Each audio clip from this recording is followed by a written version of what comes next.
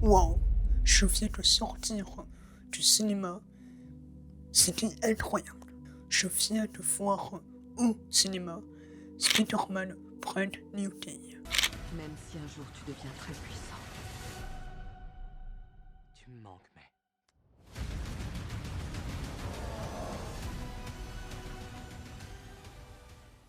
Le film est axé sur la psychologie et la solitude de Peter.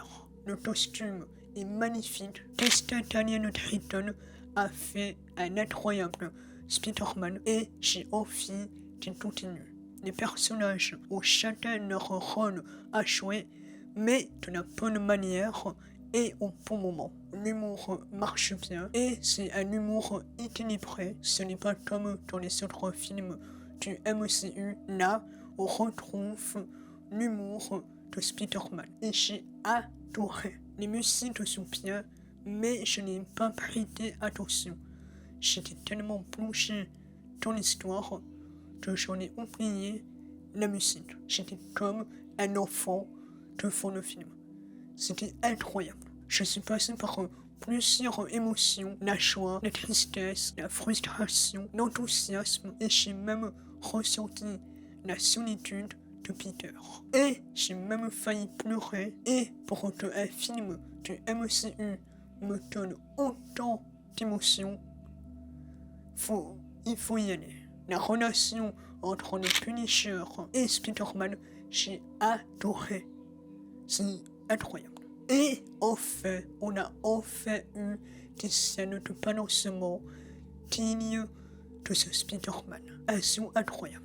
Oui, il y a énormément de mots incroyables. Mais j'adore Spider-Man. J'adore. Donc, je ne peux rien dire. Mais oui, là, vous allez aimer. J'ai adoré.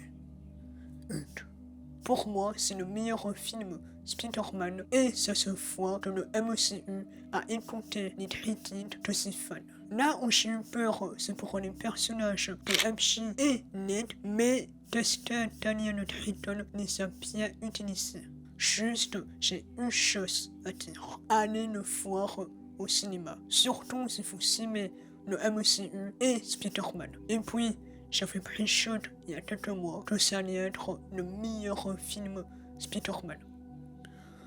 Et je me suis pas trompé. Honnêtement, j'ai que ça à dire car je n'ai pas envie de spoil. Donc, je pense que je vais retourner au cinéma, revoir Spider-Man.